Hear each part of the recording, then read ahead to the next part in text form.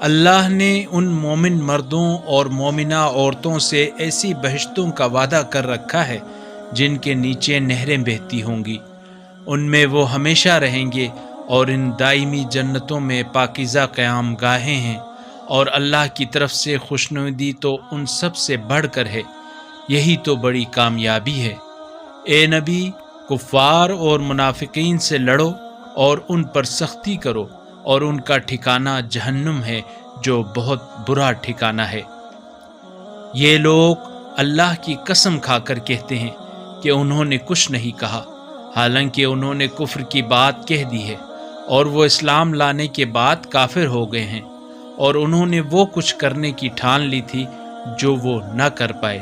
اور انہیں اس بات پر غصہ ہے کہ اللہ اور اس کے رسول نے اپنے فضل سے ان مسلمانوں کو دولت سے مالا مال کر دیا ہے، پس اگر یہ لوگ توبہ کر لیں تو ان کے حق میں بہتر ہوگا، اور اگر وہ منہ پھیر لیں تو اللہ انہیں دنیا و آخرت میں دردناک عذاب دے گا، اور روئے زمین پر ان کا نہ کوئی کارساز ہوگا اور نہ مددگار۔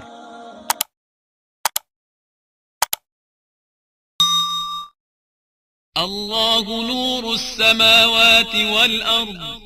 اللہ آسمانوں اور زمین کا نور ہے۔